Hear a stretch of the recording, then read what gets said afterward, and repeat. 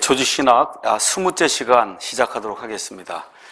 오늘부터는 예수 그리스도가 어떤 분이신가, 성경 창세기부터 그 다음에 요한계시록까지 전체를 살펴보면서 예수님에 대한 그런 공부를 이제 해보도록 하겠습니다. 신약과 구약을 이렇게 이제 비교를 해서 보면 여러 가지 이제 비교가 될 수 있는데, 어떤 분이 이제 이렇게 이제 표현했습니다. 구약은 하나님의 모습으로 빚어진 사람과 함께 시작이 된다, 이렇게 이제 표현했고, 신약은 사람의 모습으로 오신 하나님과 함께 시작이 된다. 참 묘한 그런 말인데 참 멋있는 것 같아요. 그렇죠? 하나님의 모습으로, 하나님의 형상과 모습으로 빚어진 사람과 함께 구약이 시작이 되고, 또 사람의 모습으로 오신 하나님과 함께 신약이 시작이 된다. 구약에서는 주권을 가지고 계신 창조자께서 창조물을 이제 창조하세요. 근데 여러분 가서 신약 성경 가서 보시면 죄 많은 창조물이 자기들을 창조한 창조자를 알아보지 못하고 오히려 십자가에 못 박는 그와 같은 일이 이 신약 성경에 가서 보시면 이제 나오게 되거든요. 그래서 이런 모든 것들 한마디로 요약하면 하나님의 어린 양이라고 하는 예수 그리스도에게 이제 초점이 맞춰지는 그런 걸 우리가 이제 볼 수가 있습니다. 요한복음 1장 29절에 보면 침례자 요한이 예수님을 가리켜서 하나님의 어린 양을 보라, 세상의 죄를 제거하는 하나님의 어린 양을 보라 해서 예수님은 하나님의 어린 양이라고 이야기하고 있고, 그 다음에 요한계시록 13장 8절, 이건 개역성경이 아주 완전히 또 오역을 한 그와 같은 그 부분인데, 계시록 13장 8절 가서 보시면 거기에 이렇게 기록이 되어 있습니다. 땅에 거하는 모든 자들 곧 세상의 창건 이후로 죽임을 당한 어린 양의 생명책에 이름이 기록되지 않은 자들이 그에게 경배하리라 해서 적그리스도에게 경배할 자들을 이제 설명을 하면서, 어린 양이 나오는데 똑같이 지금 고딕으로 어린 양이 나오죠. 근데 그 어린 양이 하나님 보실 때는 세상이 창건된 그 이후로 죽임을 당했다는 거예요. 그러니까 세상이 지금부터 약 6,000년 전에 창조가 됐다, 창건이 됐다, 이렇게 보면 창건이 되는 그 순간부터 하나님 보실 때는 그 어린 양이 죽임을 당하신 분이다, 이렇게 이제 성경이 이야기를 하고 있습니다. 그래서 하나님의 어린 양이요, 또 유다 지파의 사자, 여기 나온 사자는 라이언을 얘기하는 거예요. 어르렁대는. 그래서 이 사자이신 예수 그리스도, 이분의 그 사역이 구약 성경에는 이렇게 조금 좀 덜 계시가 돼 있고, 그 다음에 신약 성경에는 완전한 그런 계시로 우리에게 이제 주어져 있습니다. 여기 책을 지은 윌밍턴이라는 분이 그런 이야기를 이제 써놨는데 참 재밌는 것 같아요. 지금까지 산 사람들을 통계를 내보면 한 400억 명이 되는 것 같다. 지금 우리가 이제 60억 정도 지금 산다고 얘기하죠. 지금까지 한 6,000년 동안에 이 땅에 산 사람들을 이렇게 대충 통계를 내보면 한 400억 명 정도가 되지 않겠냐, 이렇게 이제 생각이 된다는 겁니다. 400억 명. 다양한 지역에서 여러 인종으로 또 다양한 그런 그 문화를 가지고, 또 어떤 사람은 가난하고 또 어떤 사람은 부하기도 하고 건강하기도 하고 건강하지 못한 사람도 있고, 남자, 여자, 그렇죠, 나이 든 사람, 또 어린아이, 이렇게 뭐 여러 사람이 지금까지 이 땅에 한 6,000년 동안 한 400억 명이 이제 살았는데, 이렇게 산 사람들 400억 명 그 개개인의 이 땅에서의 그 삶의 목적과 그 다음에 앞으로 다가오는 그런 내세에서의 그 영원한 운명이 한 분에게 달려 있다는 거예요. 참 그 멋있는 말이더라고요. 그 400억 명이 살았는데 그 모든 사람 개개인의 이 땅에서의 삶의 목적과 그 다음에 내세에서의 그 사람의 운명이 한 명에게 달려있다. 그분이 누구냐? 예수 그리스도라는 겁니다. 예수 그리스도. 그래서 우리 사람들이 이 땅에 살면서 가져야 될 질문들이 많이 있는데, 가장 중요한 질문은 너희는 그리스도에 대해 어떻게 생각하느냐. 마태복음 22장 42절 가서 보시면 예수님이 그렇게 말씀하시거든요. 너희가 자꾸 그리스도를 다윗의 자손이라고만 자꾸 얘기하면서 다윗 이전에 있던 그 하나님이라는 그런 생각을 전혀 하지 못하는데, 너희가 그리스도에 대해서 어떻게 생각하느냐라고 이제 예수님이 하신 그런 말씀이 있습니다. 그래서 가장 중요한 그런 질문은 저와 여러분이 살면서 예수님이 누구시냐, 예수님에 대해서 어떻게 생각하느냐, 이게 사람에게 가장 중요한 그런 질문이다. 여기에 대해서 예수님이 직접 말씀해 주십니다. 요한복음 5장 39절에 가서 보니까 이렇게 이제 기록이 되어 있습니다. 5장 39절. 멋있는 말씀이에요. 성경 기록들을 탐구하라. 썰취하라는 거예요. 여러분, 이게 형무소나 이런 데 가면 썰치라이트 있잖아요. 죄수 도망가지 못하게 쫙 저렇게 썰취하라는 거예요. 그렇게 성경 기록들을 탐구하라.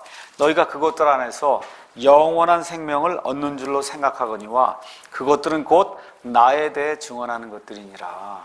그래서 이 유대인들이 구약 성경 이렇게 읽으면서 뭐 하려고 읽었다는 거예요?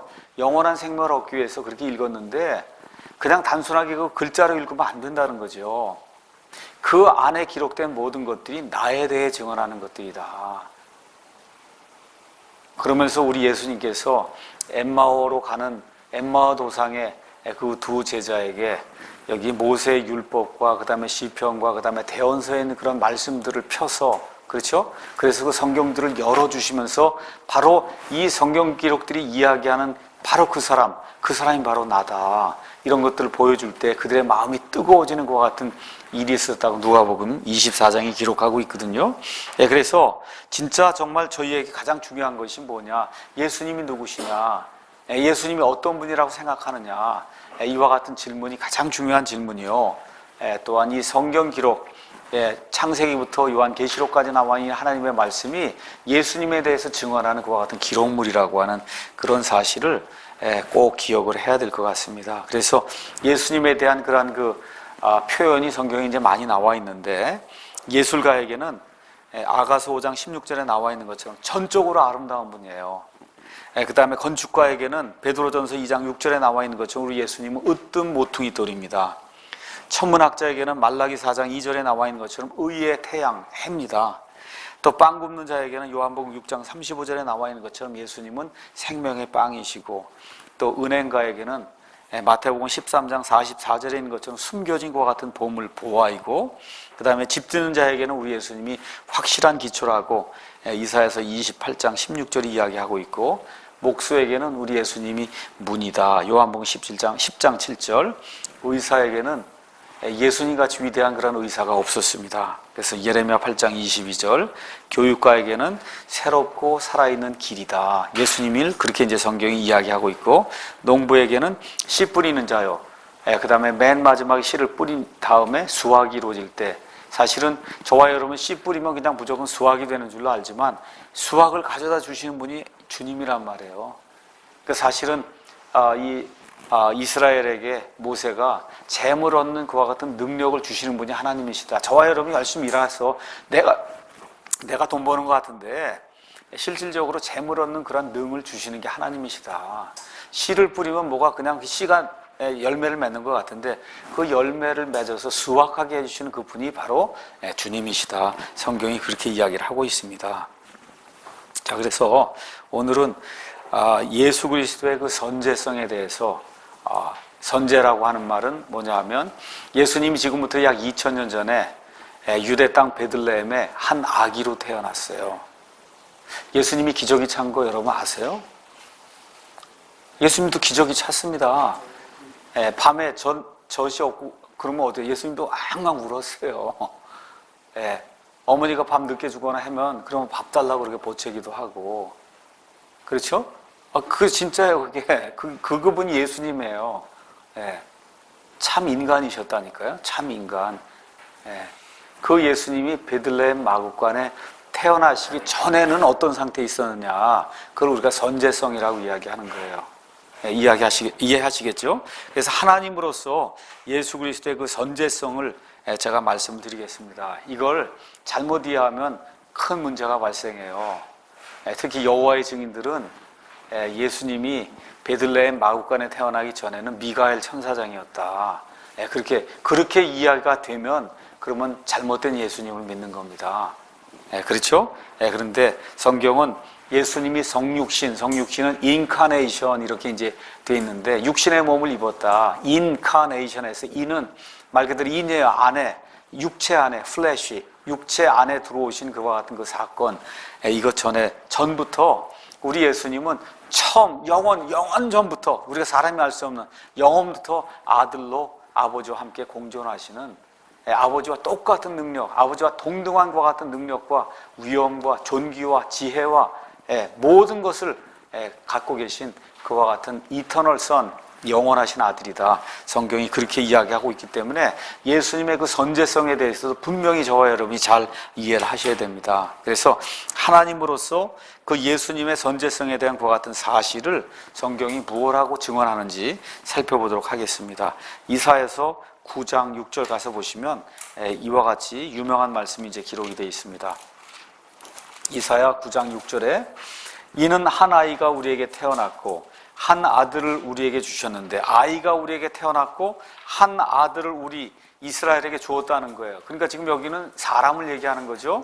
그렇죠? 근데 거기 가서 보니까 그의 어깨에는 정권이 놓여 있고, 그러니까 무슨 얘기예요? 정권을 유지하는 분이라는 거예요. 그래서 다윗의 그 왕좌를 영원 무궁토로, 다윗의 왕권을 영원 무궁토로 유지하는 그런 분이다.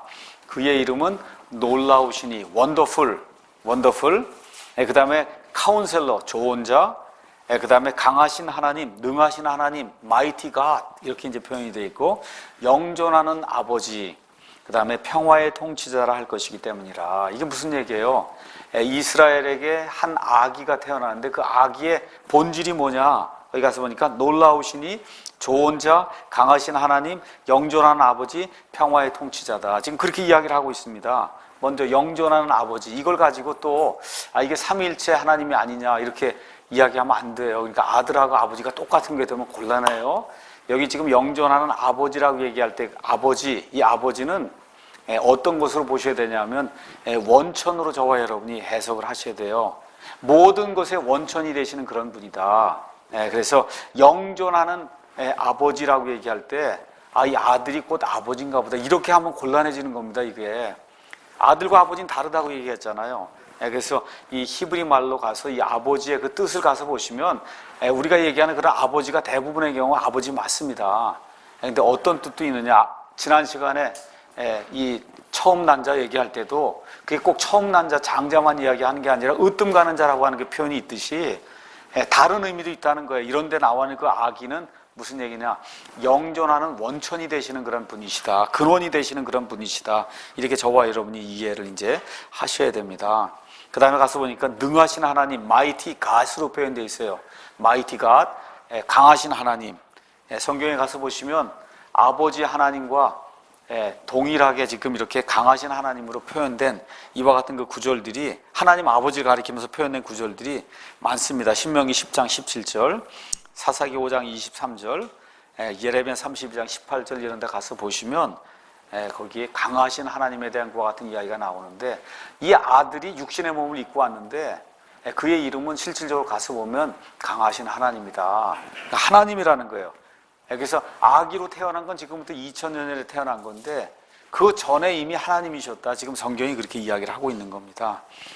미가 5장 2절에 있는 말씀 잠깐 보겠습니다. 미가 5장 2절 가서 보시면, 그러나 너 베들레헴 에브라다야, 내가 유다의 수천 가운데서 작을지라도 이스라엘에서 치리자가 될 자가 내게로 나아오리라. 그의 나아감은 옛적부터 있었으며 영원부터 있었느니라. 지금 여기 누굴 얘기하는 거예요? 베들레헴에서 태어나시는 예수님에 대해서 지금 미가가 예언의 말씀을 주고 있는데, 이분이 지금 뭐라는 거예요? 그의 나아감은 He's going forth. 이거를 지금 NIV나 이런 데는 다 뭐로 번역해? 그의 기원은 이랬어요. 그의 기원은. 개역성경도 지금 비슷하게 되어 있습니다. 예수님은 기원이 없는 분이에요. 여러분, 예수님이 기원이 있으면 저와 여러분처럼 창조물입니다. 이해하시겠죠? 킹제임스 성경은 그의 나아감은 뭐로 돼 있어요? 옛적부터 있었으며 언제부터? 영원부터 있었다라고 해서 예수님이 지금부터 2000년 전에 육신을 몸을 입고 오신 그분 맞습니다. 베들레헴에 태어난 그 아기가 맞는데, 아기 이전에 영원 전부터 계신 그런 분이다. 지금 성경이 그렇게 이야기하는 겁니다. 침례자 요한의 그 고백을 요한복음 1장 15절에 가서 보니까 이렇게 이제 되어 있습니다. 침례자 요한이 예수님에 대해서 이제 이야기하는 겁니다. 1장 15절. 요한이 그분에 대해 증언하며 외쳐 이르되, 내가 말하기를 내 뒤에 오시는 분이 나보다 앞서신 것은 그분께서 나보다 먼저 계셨기 때문이라 하며 언급한 분이 곧 이분이라 하니라. 자, 침례자 요한이 예수님보다 몇 달 먼저 태어났어요? 6개월 먼저 태어났습니다. 맞죠? 그러니까 관계가 어떻게 되는 거예요? 침례자 요한의 어머니가 엘리사벳이고 예수님의 어머니가 마리아예요. 이 둘이 무슨 관계예요? 둘이 사촌이에요. 그럼 이게 육촌인가요? 그러면 육촌 관계가 되는 거죠. 맞죠? 육촌 관계예요. 근데 6개월 먼저 침례자 요한이 태어났는데 요한이 지금 뭐라 그래요? 나보다 앞서신 분이다. 지금 그렇게 이야기하죠. 그게 무슨 얘기입니까? 1장 29절에 나와 있는 것처럼 세상 죄를 제거하시는 하나님의 어린 양에서 어린 양이 지금 여기 가서 보면 램 이렇게 되어 있는데 L자가 대문자로 기록이 되면서 고딕으로 표현되어 있잖아요. 이건 무슨 신성의 존재다. 지금 그렇게 이야기를 하는 겁니다. 그렇죠? 그 다음에 사도 요한의 표현대로 이야기하면 요한복음 1장 1절에 처음에 말씀이 계셨고 말씀이 하나님과 함께 계셨으며 말씀이 하나님이셨더라 이렇게 이야기하면서 1장 14절에 그 말씀이 육신이 되어 우리 가운데 거하심에 그 말씀이 하나님이신데 그 말씀이 육신이 되어 우리 가운데 거하심에 이게 성육신 사건이란 말이죠. 그렇죠? 그래서 지금부터 2000년 전에 베들레헴에 한 아기가 태어난 거 맞습니다. 맞아요. 그렇죠? 근데 그분은 그 이전에 이미 말씀으로 하나님이셨다고 지금 사도 요한이 우리에게 이야기를 하고 있습니다. 요한일서 1장 2절 가서 보니까 또 뭐라고 이제 기록이 되어 있냐 하면 그 생명이 나타나심에 우리가 그것을 보았고 또 아버지와 함께 계시다가 우리에게 나타나신 그 영원한 생명을 증언하며 너희에게 보이노라. 아버지와 함께 계시다가 우리에게 나타나신 그분이라는 거예요. 그러니까 예수님이 그냥 어느 날 하늘에서 갑자기 뚝 떨어져서 베들레헴 마구간에서 태어난 것이 아니라 아버지와 함께 영원 무궁 전에 함께 계시다가 지금부터 약 2000년 전에 베들레헴에 태어나셨다. 지금 성경이 그렇게 이야기를 하고 있습니다. 그 다음에 이제 사도 바울의 표현대로 가서 보시면 골로새서 1장 16에서 17절 아까 읽었던 말씀인데요. 15절부터 다시 문맥을 보면서 읽어보겠습니다. 그분께서는 보이지 아니하는 하나님의 형상이시요 모든 창조물의 처음 난 자이시니 그래서 여기 처음 난 자는 으뜸 가는 분이다 이렇게 이해하셔도 되고 그 다음에 또 어떻게 볼 수 있느냐 하면 모든 창조물의 처음 난 자의 그 어부가 나오는데 어부를 목적격으로 바꿔도 아무 문제가 없거든요. 목적격으로 바꾸면 어떻게 우리가 이해할 수 있냐? 모든 창조물을 처음 나게 하신 분이다. 이렇게 이해하시면 또 되는 거예요. 영어나 아니면 그리스 말이나 이런 나오는 그런 어부는 목적격도 되고 주격도 되고 그 다음에 이런 소유격도 되고 여러 가지가 될 수 있기 때문에 그래서 여호와의 증인들이 이야기하는 것처럼 예수님 창조물 중에 첫째 창조물이 아니라고 하는 건 바로 그 다음 절이 증명하는 거예요. 이는 그렇죠. 그분에 의해 모든 것이 창조되었기 때문이라. 그러니까 목적격으로 보는 게 더 좋을 수 있죠. 모든 창조물을 처음 나게 하신 분이다. 왜냐하면 그분에 의해 모든 게 창조되었기 때문이죠. 그 다음에 바로 그 구절이 나오잖아요. 맞습니까? 그러니까 이런 거 나올 땐 그렇게 설명해도 되고 아니면 에브라임이 나의 처음 난 자다 이렇게 얘기할 때 그 으뜸 가는 그런 분을 표현할 때 처음 난 자니까 이렇게 표현해도 되고 여호와의 증인이 대들 수가 없어요. 여호와의 증인은 어디까지만 하냐면 15절까지만 얘기해요. 매일 15절. 근데 15절에 대한 해석이 16절에 나오잖아요. 맞습니까? 그럼 우리 16절도 같이 읽어보자. 그렇게 얘기하면 16절 읽어보면 예수님이 하신 일이 모든 걸 창조한 분이구나. 그러면 자기는 그 안에 들지 않겠죠? 모든 걸 창조했으면 그 안에 들지 못하잖아요, 예수님이. 맞습니까? 그렇게 이제 되는 거예요. 그 모든 거라 그랬잖아요. 모든 거, 미가엘을 포함해서 모든 거. 모든 걸 누가 창조했어요? 예수님이 창조했는데 창조한 분이 창조물 안에 속할 수는 없는 거잖아요. 그러니까 그렇게 이해하시면 되겠고 하늘에 있는 것들과 땅에 있는 것들, 보이는 것들과 보이지 아니하는 것들, 곧 왕좌들이나 통치들이나 정사들이나 권능들이나 이건 다 천사의 등급이라고 제가 말씀드렸습니다. 모든 것이 그분에 의해 창조되고 그분을 위하여 창조되었노라. 17절 또 그분께서는 모든 것보다 먼저 계시고 모든 것은 그분으로 말미암아 존재하느니라. 모든 것은 그분으로 말미암아 존재한다. 그래서 예수님께서 베들레헴 마구간에 오시기 전에 영원 전부터 아버지 하나님과 함께 공존하는 삼위일체 그 세 위격 중에 한 분이다. 성경이 그렇게 이야기한다는 겁니다. 자, 그 다음에 베드로전서 1장 20절 거기 가서 보니까 이런 말씀이 이제 기록이 되어 있습니다. 1장 20절 참으로 그분께서는 세상의 창건 이전에 미리 정하여졌으되 이 마지막 때에 너희를 위해 드러나셨으며, 그러니까 예수님이 이 땅에 오시고 또 하나님의 어린 양으로 이 땅에 오셔서 십자가에서 죽임을 당하시고 피를 흘리시는 이런 모든 일들이 여기 가서 보니까 어떻게 돼 있어요? 세상의 창건 이전에 미리 정해진 거라는 거예요. 아까 봤던 요한계시록 13장에는 세상의 창건 이후로 죽임을 당한 어린 양이고, 그렇죠?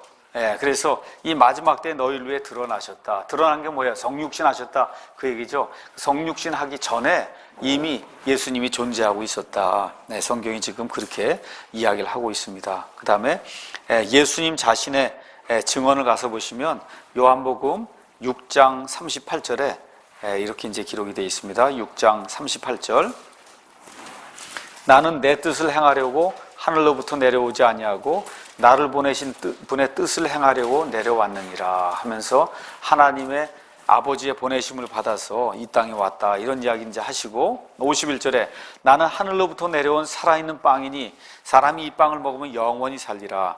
내가 주고자 하는 빵은 곧 세상의 생명을 위해 내가 주고자 하는 내 살이로다. 이제 이런 말씀들을 이제 예수님께서 하시고, 61절에서 62절 가서 보니까 예수님께서 자기 제자들에게 그것에 대해 수군거리는 것을 아시고 스스로 아시고 그들에게 이르시되 이것이 너희를 실족하게 하느냐? 그러면 너희가 사람의 아들이 이전에 있던 것으로 올라가신 것을 보면 어떻게 하려느냐? 예수님이 직접 말씀하시는 거예요.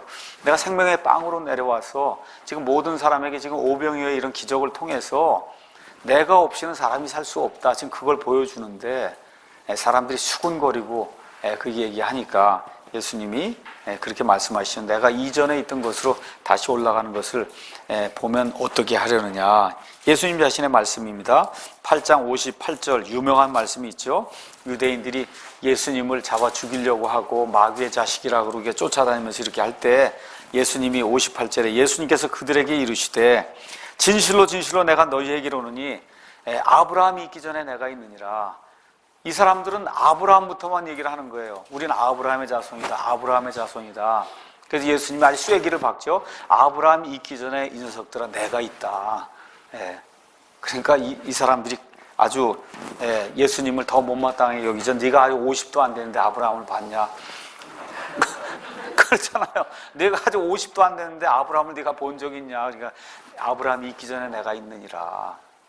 얼마나 멋있어. 거기 가서 보니까 before Abraham was, I am 그러거든요. I am 그러면 얘기 처음부터 끝까지 I am이라는 거예요. 그냥 I am. 나는 I am이다. 그 얘기를 해주시는 거예요. 출애굽기 3장에 나오는 I am that I am. 나는 존재하기 때문에 존재한다. 그 I am이다 내가. 그렇게 이야기하니까 유대인들이 돌을 집어서 죽이려고 하는 그런 내용이 이제 이 안에 기록이 되어 있습니다.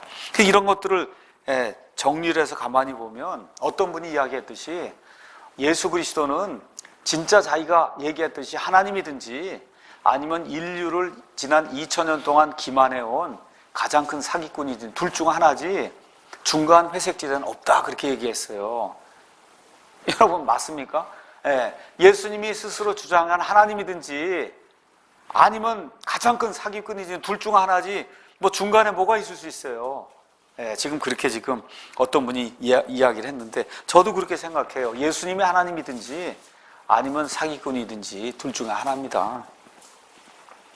히브리서의 가르침에도 가서 보시면 하나님으로서 예수님의 그 선제성에 대한 그와 같은 내용이 그 안에 기록이 되어 있습니다. 자, 그러면 예수님께서 지금부터 2000년 전에 베들레헴 마구간에서 성육신 하시기 전에 하신 일 몇 가지를 이제 이야기할 것 같으면은 예수님이 온 우주 만물을 창조하셨다고 성경이 기록을 하고 있습니다.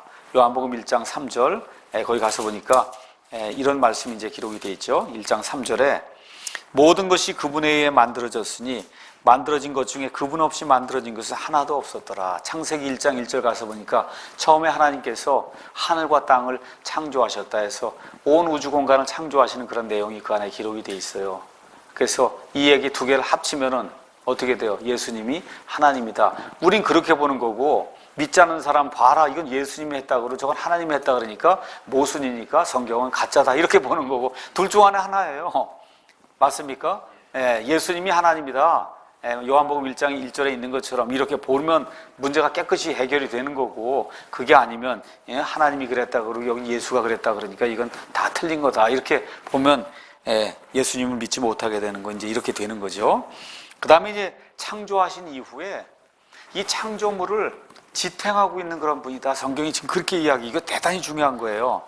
한번 가서 보겠습니다. 히브리서 1장, 거기 가서 보면 히브리서 1장 3절에 1장 1절, 2절, 3절 그냥 제가 쭉 읽겠습니다. 지나간 때에는 여러 시대에 다양한 방식으로 대언자들을 통하여 조상들에게 말씀하신 하나님께서 이 마지막 날들에는 자신의 아들을 통하여 우리에게 말씀하셨으며, 그 구약 시대에는 대언자들을 통해 이야기하다가 맨 마지막에 성육신하신 그 아들을 통해서 우리에게 직접 이야기했다.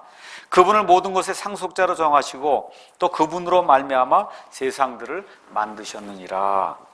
아버지 하나님 편에서 이야기하는 겁니다. 하나님의 영광의 광채시요 그분 자체의 정확한 형상이시며, 뭐라는 거예요?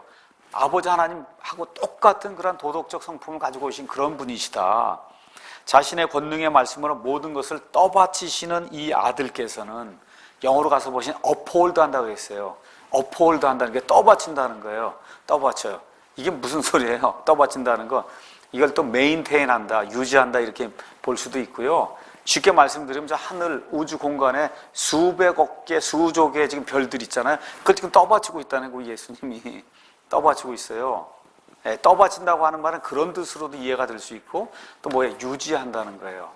유지한다. 그러니까 쉽게 말씀드리면 지구와 태양과의, 지구하고 태양이 이렇게 있으면 우리는 만류 인력에 의해서 이게 둘이 끌어당긴다 지금 얘기하는데, 이게 점점 끌려가고 한 10km, 20km 정도만 더 앞으로 이렇게 끌려가면 그럼 다 화상이 보여요. 화상이 있고 조금 더 끌려가면 다 죽습니다. 맞습니까? 그런 일들이 생기거든요. 그 달과 지구의 관계도 마찬가지예요. 이게 만유 인력에 의해서 서로 끌고 당기는데 이 거리가 점점 멀어지거나 줄어들거나 이렇게 되면, 그러면 조수간만의 차이, 이런 이게 모든 거에 교란이 생긴다, 그 얘기예요. 근데 그걸 누가, 예수님이 딱 업홀드하고 홀드하고 있다는 게 딱 잡고 있기 때문에 이 모든 것들이 지금 유지가 되고 있다. 사시사철 변하는 것도 마찬가지고, 그렇게 지금 성경이 이야기하고 있습니다. 자, 그 다음에 요한복음 17장 24절 가서 보시면 예수님은 이 아버지 하나님과 성령님과 저 영원전부터 계속해서 사랑을 나누시고 대화를 나누시며, 이 세 분이 서로 인격체로서 존재하고 있다, 성경이 그렇게 이야기를 하고 있습니다. 자, 그러면 신약시대, 특별히 복음서에는 이 육신을 입고 오신 그 하나님 예수 그리스도가 실질적으로 이 세상에서 어떤 일을 행하셨는지 그 내용이 복음서에 자세히 기록되어 있습니다. 근데 구약 성경에 가서 보시면, 여러분이 벌써 딱 보시면 예수님의 사역은 거의 안 나오잖아요. 그렇죠? 읽어보시면 거기가 다 아버지 하나님께서 하신 그런 일들로 이렇게 나와 있습니다. 자, 그럼 예수님은 구약 시대에 어떤 일들을 행하셨느냐? 이것은 예수 그리스도의 하나님의 현현이라고 하는 theophany라는 게 있어요. 영어로는 theophany. 하나님께서 사람들이 볼 수 있도록 자기 자신을 드러내어 보여주시는 그와 같은 그 현현을 우리가 이제 theophany라고 부릅니다. 근데 구약 성경에 가서 보시면 특별히 주의 천사, 그래서 여호와의 천사라고 이제 우리가 이야기할 수 있는 천사는 쉽게 말씀드리면 현현으로 보시면 돼요. 천사. 그러니까 저 위에는 진짜 천사도 있고요. 많은 경우에 주의 천사가 나타난다든지, 이스라엘 백성을 이집트 땅에서 이제 꺼내 나온 다음에 광야를 인도할 때 그때 천사가 같이 했다고, 이런 천사가 나온단 말이에요. 이런 천사가 나타날 때는, 특별히 주의 천사가 나타날 때는 현현으로 나타나는 걸로 저와 여러분이 이해하시면 좋습니다. 그래서 주의 천사로 많이 나타나셨어요, 구약 성경에 우리 예수님께서. 그 강력한 증거가 창세기 48장에 이제 나와 있습니다. 두 가지만 제가 보여드리겠습니다. 창세기 48장 16절. 48장 16절에는 야곱이 죽기 전에 하는 그런 내용이 이 안에 이제 기록이 되어 있습니다. 48장 16절입니다. 야곱이 15절부터 읽어야 더 좋겠네요. 그가 요셉을 축복하며 이르되 내 조상 아브라함과 이삭이 걷는 것을 보신 하나님, 이날까지 나의 전생에 또한 나를 먹이신 하나님, 곧 나를 모든 악에서 구속하신 누가? 천사께서. 그렇죠? 이 아이들에게 복을 주시고 그들이 내 이름과 내 조상 아브라함과 이삭의 이름으로 불리게 하시오며, 그래서 야곱을 구속해내셨다는 거예요. 누가요? 천사가. 근데 야곱에게 주의 천사가 나타난 적이 있습니까? 없습니까? 있어요? 없어요? 있잖아요. 야복강에서 나타났잖아요. 맞습니까? 야복강에만 나타나는 게 아니죠. 또 어디 꿈에서 베델에서도 나타나시고, 그렇죠? 그래서 그분이 여호와 하나님 맞습니까? 야복강에 나타났는데 어떻게 내가 사람과 겨루지 아니하고 하나님과 겨루 이겼다, 그게 이 분이엘의 뜻이잖아요. 맞습니까? 그러니까 그날 야곱하고 씨름한 분이 누구예요? 하나님의 하나님, 여호와 하나님이란 말이에요. 근데 그걸 지금 누구로 표현하고 있어요? 천사 해서, 여기 우리 킹제임스에는 천사가 고딕으로 표현이 되어 있잖아요. 맞습니까? 이게 여기만 있는 게 아니에요. 사도행전 가서 한번 보겠습니다. 우리 한번 찾아봅시다, 다 같이. 사도행전 26장인가 27장에 가서 보시면, 27장에 이제 배 타고 가다가 배가 이제 다 파손당하는 그런 때에 사도 바울이 23절, 27장 23절.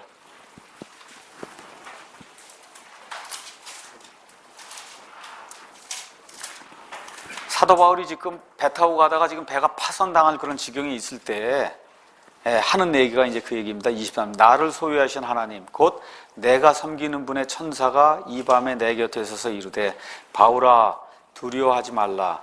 내가 반드시 카이사라 앞에 가야 하리라. 보라 하나님께서 너와 함께 항해하는 자들 다 내게 주셨느니라. 그렇죠? 이렇게 하였으니 그러므로 선생들아 기운을 내라. 내가 하나님을 믿노니 내게 말씀하신 그대로 되리라. 이렇게 이야기하면서 거기도 내가 섬기는 분의 천사 이렇게 나오는데, 그런 천사, 이것도 예수님으로 보는 이런 견해가 있거든요. 그래서 어찌됐든 구약 시대에는 주의 천사로 나타난 이 분이 많은 경우가 여호와 하나님 그 자체예요. 근데 여호와 하나님인데 특별히 성육신 하시기 전에 둘째 위격을 가지고 계신 예수 그리스도다. 이게 대부분의 성경학자들이 그렇게 이제 이야기를 하고 있습니다. 자, 그 다음에 이제 또 하나, 사사기 13장 가서 보시면 삼손의 부모에게 주의 천사가 나타납니다. 근데 그 주의 천사가 누구냐? 역시 하나님이에요. 사사기 13장 하나님입니다. 근데 이제 이 부모들이 물어보거든요. 17절에 마노아가 또 주의 천사에게 이르되 당신의 이름은 무엇이니까? 당신의 말씀이 이루어질 때 우리가 당신을 존귀하게 하리다 하니 주의 천사가 그에게 이르되 내 이름이 은밀한 줄을 알면서 어찌하여 내가 이같이 내 이름을 묻느냐. 여기 은밀하다 얘기하는 게 영어로 시크릿으로 되어 있어요. 시크릿. 그러거든요. 그 시크릿이라고 하는 그 단어의 히브리 말이나 아까 이사야서 9장에서 우리가 읽으면서 원더풀 아시죠? 놀라우시니 맞죠? 이사야서 9장에 그분의 이름이 원더풀 카운셀러 이해하세요? 그 원더풀하고 히브리 말이 똑같아요. 그러니까 지금 뭐예요 그게? 결국은 이 예수 그리스도다 하는 그런 내용을 이렇게 증명을 해준다는 겁니다. 그래서 사사기 13장 18절에 그 시크릿 그 단어하고 이사야서 9장 6절에 원더풀 놀라우시니, 놀라우시니 그 누구예요? 예수님이잖아요. 그게 똑같은 말로 이렇게 돼 있다는 이런 것들을 보면서 성육신 전에 예수 그리스도다 이렇게 보는 것이 예수 그리스도께서 나타나신 것이다. 그게 세오파니 하나님의 그 현현이다. 우리가 이제 그렇게 볼 수가 있습니다. 자, 그러면 주의 천사가 언제 나타나느냐? 성경을 통해서 좀 몇 구절 중요하기 때문에 처음부터 끝까지 이렇게 살펴보는 겁니다. 첫째, 주의 천사가 창세기 16장 7절에서 14절에 이 아브라함이 자기 아내 사레의 말을 듣고 이집트 여인 사레의 하녀 하갈을 아내로 취하는 그런 대목이 나오죠. 그렇게 해서 아기를 배했단 말이에요. 그래서 아기가 이제 수태가 되니까 하갈이 오히려 자기 여주인 사레를 우습게 보는 그런 일이 생기니까 내쫓는 그런 일이 생기잖아요. 그렇죠? 이때 이 하갈에게 나타나서 긍휼을 베풀어 주시는 그 주의 천사가 기록이 되어 있습니다. 창세기 16장 7절에서 14절. 그 다음에 나중에 이제 이렇게 해서 이스마엘을 낳았어요. 근데 하나님의 그 약속에 따라서 사라가 90세 되었을 때, 아브라함이 100세가 되었을 때 누구를 낳습니까? 이삭을 낳죠. 근데 이삭이 얼마 이게 나이가 작으니까 이스마엘이 나중에 이삭을 가지고 놀리고 희롱하는 그런 대목이 나오니까 이거 어떻게 해요? 사라가 안 되겠다 해서 이 하갈과 이스마엘을 내쫓으라 그러니까 아브라함이 마음이 아픈 가운데 내쫓잖아요. 그렇죠? 그래서 물을 갖고 가다가 물이 다 떨어지니까 이제 나 죽었구나. 그렇죠? 이렇게 이제 된 상태에서 주의 천사가 다시 한 번 더 나타나서 이 하갈에게 물 있는 데를 가르쳐 주고, 그 다음에 이 아이로부터도 하나님이 12 민족을 만들겠다 해서 이 아이에게도 하나님이 축복해 주시겠다. 이와 같은 그 내용의 말씀을 전해주는 것이 창세기 21장에 기록이 되어 있습니다. 또 아브라함에게도 주의 천사가 나타나는데, 아브라함에게 나타난 그 주의 천사는 하나님 자신이에요. 그래서 먼저 창세기 18장 10절에 이삭이 출생할 거다. 이삭의 출생에 대해서 이야기하고, 그거 다 끝나고 난 다음에 다시 무엇라고도 말씀하시냐. 소돔성을 내가 멸망시킬 것이다 라고 이야기하면서 아브라함에게 이 하나님의 천사, 주의 천사로 이제 이야기하는 그런 내용이 나오고, 창세기 22장 11절 가서 보시면 이삭이 이제 컸을 때 이삭을 희생 예물로 드리라고 하니까 모리아산에 가서 아브라함이 이삭을 희생 예물로 해서 죽이려고 할 때 또 누가 나타나요? 주의 천사가 나타나거든요. 그래서 아브라함은 적어도 성경 기록대로 따르면 그의 삶 속에서 3번 주의 천사를 목격하게 됐습니다. 자, 그 다음에 야곱에게도 하나님이 나타나시는데, 첫째는 베델에서 나타나죠. 자기 형 에서를 속이다가 결국은 어쩔 수 없이 메소포타미아로 도피할 수밖에 없는 그런 상황에 이제 놓이게 됐습니다. 그래서 광야길 따라가다가 베델에서 하나님이 계신 걸 이제 보게 되죠. 그렇게 되면서 이 하나님을 만나는 그런 내용이 창세기 28장 기록되어 있고, 그래서 이제 메소포타미아에 가서 라헬을 위해서 또 레아를 위해서 이렇게 그냥 처가살이하고 하다가 이제 결국 이제 다시 도망오는 그런 내용이 창세기 32장에 기록되어 있는데, 에서가 살아있다 그러니까 또 더구나 에서가 400명이나 되는 많은 군인들과 함께 자기를 잡으러 온다 그러니까 말 그대로 완전히 죽은 사람이 된 것처럼 돼서 어쩔 줄 모르는 가운데 야복강 나루에서 기다리는 가운데 밤에 한 남자가 나타나죠. 그래서 그 남자하고 같이 열심히 씨름을 해갖고 그래서 그 남자를 이깁니다. 그래서 내가 사람과 견주지 않냐고 하나님과 견주었다. 그래서 이겼다. 그래서 내 이름을 이제부터는 야곱이라고 부를 것이 아니요 이스라엘이라고 불러라 해서 이름을 바꿔주는 그런 계기가 생겨요.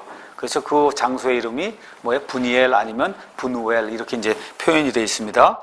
창세기 32장 30절. 그래서 주의 천사를 만나요. 그래서 아까 읽었던 창세기 48장 말씀인가요? 나를 구속해내신 그 천사께서, 그 얘기하는 게 그 얘기다. 그 얘기입니다.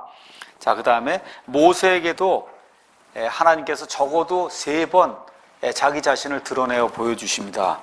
제일 먼저는 어디에서 하느냐 하면, 모세가 이집트 땅에서 왕자로 살다가 40년 동안 아주 근사한 그런 삶을 살다가 자기 힘으로 한번 이스라엘 백성을 구출해내야 되겠다 하고 자기 힘을 믿고 이스라엘 백성을 구출하려고 하다가 실패를 하죠. 사람을 죽여요. 그러고서는 어쩔 수 없이 미디안 광야로 도피하는 것과 같은 일이 성경에 기록이 되어 있습니다. 그래서 미디안 땅에서 그날 40년 동안 양을 쳤어요.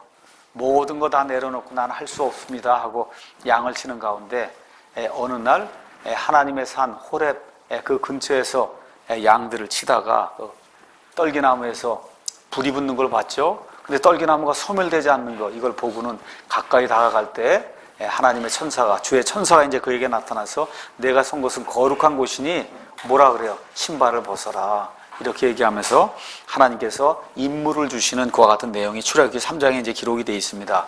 그 이후에 출애굽기 23장에도 가서 보시면 시내산 안에서입니다. 이번에는 그 시내산 안에서 하나님께서 이 모세에게 임무를 이렇게 주시면서 하나님의 천사가 이 백성을 인도해 나가겠다. 주의 천사가. 그래서 천사 이야가 이제 그 앞에 나오고, 그 다음에 맨 마지막으로는 출애굽기 33장에 하나님 한 번만 제게 하나님의 모습을 보여주시면 족하겠습니다. 이렇게 할 때 하나님께서 이 모세에게 뒷모습을 보여주는 이와 같은 대목이 그 안에 기록이 되어 있습니다. 자, 그 다음에 이제 여호수아에게도 주의 천사가 나타나는 그런 대목이 여호수아 5장 13절에 이제 기록이 되어 있는데 잠깐 보도록 하겠습니다. 여리고 전쟁이 일어나기 전에 이 내용이 이제 나오는 겁니다. 여기 가서 보니까 여호수아기 5장 10절에 이스라엘 자손이 길갈에 진을 쳤고 그달 14일 저녁에 여리고 평야에서 유월절을 지켰으며 유월절 다음 날에 그 땅에 묵은 곡식을 먹되 바로 그날에 누룩 없는 납작한 빵과 볶은 곡식을 먹었더라. 그 전까지는 뭘 먹었어요? 만나만 먹은 겁니다. 맞죠? 그 전까지는 그날 40년 동안 만나를 먹다가 드디어 이제 이 여리고 땅, 이 가나안 땅에 이제 들어가기 시작하는 그때가 되면서 유월절을 지키면서 바로 유월절 다음 날부터는 만나가 이제 그친 거죠. 그래서 그 땅에서 났던 지금 식으로 얘기하면 묵은 쌀을 먹은 거예요. 햅쌀을 먹은 게 아니고 묵은 쌀 그걸 먹었다 그 얘기입니다. 그래서 12절에 그들이 그 땅에 묵은 곡식을 먹은 다음에 만나가 그치므로 이스라엘 자손이 더 이상 만나를 얻지 못하였으나 그 해에 가나안 땅의 열매를 먹었더라. 이제 여리고를 침입하고 여리고를 함락시키고 해서 이 땅들을 이제 다 차지하게 되니까 그 가나안 땅에 있는 열매를 이제 먹게 된 거죠. 13절 가서 보니까 여호수아가 여리고 옆에 왔을 때 눈을 들어보니 한 남자가 칼을 빼어 손에 들고 마주섰으므로 여호수아가 그에게 가서 그에게 이르되 너는 우리 편이냐 우리 대적들의 편이냐 하며 그가 이르되 아니라 나는 지금 주의 군대의 대장으로 왔느니라 하니 여호수아가 얼굴을 땅에 대고 경배하며 그에게 이르되 내 주께서 자신의 종에게 무슨 말씀을 하려 하시나이까 하며 주의 군대의 대장이 여호수아에게 이르되 똑같은 얘기예요. 내가 선 곳은 거룩하니 내 발에서 신을 벗으라 하며 여호수아가 그대로 하니라 해서 여호수아에게도 하나님의 전사, 이 주의 전사, 성육신 하기 전에 그 예수님께서 나타나셨다는 그런 사실을 우리가 알 수가 있습니다. 자, 그 다음에는 이제 사사기 6장에 가서 보시면 이스라엘 백성이 이집트 땅에 이제 나온 다음에 가나안 40년 방황하고 그 다음에 이제 가나안 땅에 들어갔어요. 가나안 땅에 들어간 이후에 땅을 다 분배해 줬는데 이스라엘 백성이 땅 다 분배받은 이후에 곧바로 음행하기 시작했습니다. 그래서 우상을 숭배하기 시작했거든요. 이런 가운데 하나님께서 암몬 족속, 모압 족속, 미디안 족속, 블레셋 통해서 계속해서 이스라엘을 심판하신 그런 내용이 기록되어 있는데 특별히 기드온이 살던 그 시대에는 미디안 족속이 올라와서 그래서 이스라엘을 괴롭히는 그런 때가 있었습니다. 바로 이때 기드온에게 주의 천사가 이제 나타나서 기드온에게 힘을 주고 기드온을 격려하는 그래서 기드온이 결국 미디안 족속을 물리치고 이들에게 승리를 가져주는 그런 내용이 이제 기록이 되어 있고 그 다음에 사사기 13장에 가서 보시면 아까 읽었던 이 마노아라고 하는 사람 나오죠.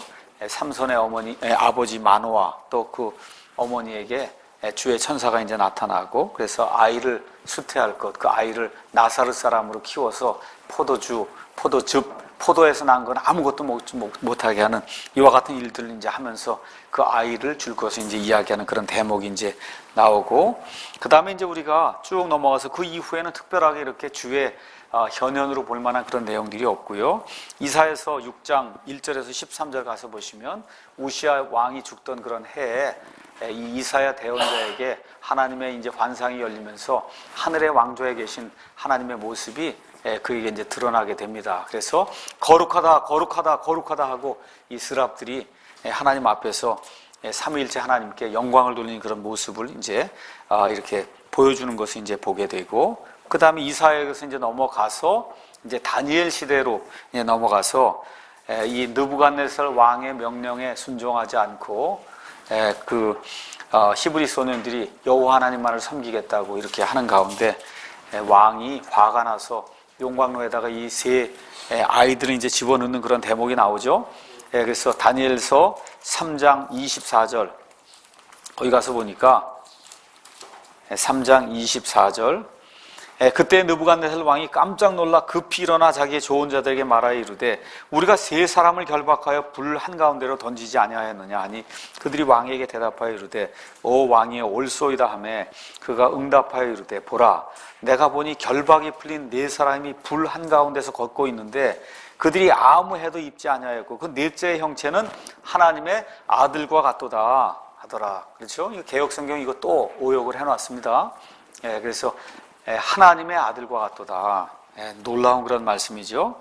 이렇게 해서 여기 나와 있는 것처럼 사드락과 메삭과 아벳느고에게 하나님의 현현이 나타나고, 또 누구에게 이제 나타났냐 하면 다니엘 자신에게 나타나죠. 다리오 왕 때 같이 지내던 그와 같은 그 정치가들이 그를 모략해서 그가 결국 사자굴에 빠지게 되었을 때 하나님께서 다니엘에게 사자굴에서 그를 건져주시는 그와 같은 그 대목이 다니엘서 6장 21절 22절에 기록이 되어 있고, 그 다음에 벨사살의 통치 시작이 될 때 다니엘서 7장 13절에서 14절 가서 보시면 이때 역시 하나님의 그런 현현의 모습이 다니엘에게 계시되는 것이 이제 그 안에 기록이 되어 있고, 다니엘서 10장 5절에서 6절 가서 보시면 hit데겔 강변에서 다니엘에게 하나님의 모습이 나타나는 것을 이제 볼 수가 있습니다.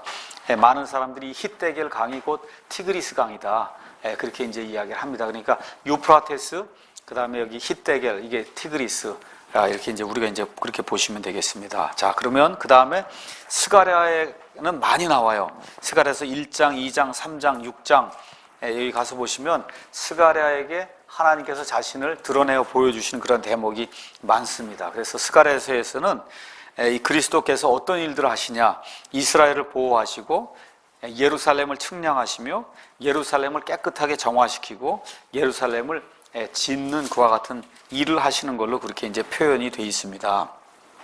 자, 그러면 구약시대의 주의 천사, 하나님의 천사로 나타나셔서 성육신 전에 하신 그 예수님의 일과 그 다음에 사람의 몸을 입고 오셔서 이 신약시대에 예수님이 하신 그 사역, 그 두 개를 비교하면 상당히 유사점이 많다는 거예요. 어떤 면에서 서로 유사한가 한번 보겠습니다. 첫째, 구약시대에 그 주의 천사로 나타나신 분이나 신약시대 그 예수님이나 하나님의 말씀을 드러내어 보여주신 계시의 일을 하신다는 겁니다.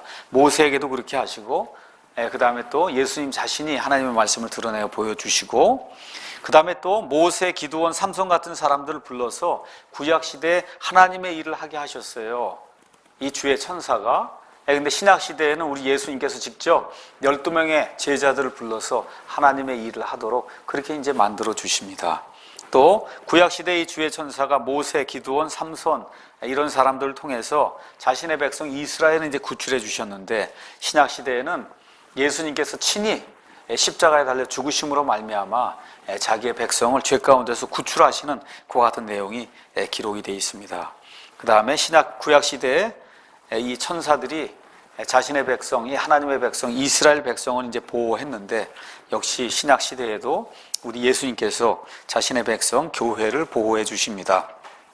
신약 시대에, 구약 시대에 이 주의 천사가 이스라엘을 위해서 중보하는 그런 내용이 스가랴서 1장 12절인데 기록이 되어 있는데, 신약 시대에 우리 예수님께서 긍휼 많은 그런 대제사장으로 하나님 앞에서 우리를 위해서 중보하신다고 또 히브리서 7장 25절이 기록하고 있습니다.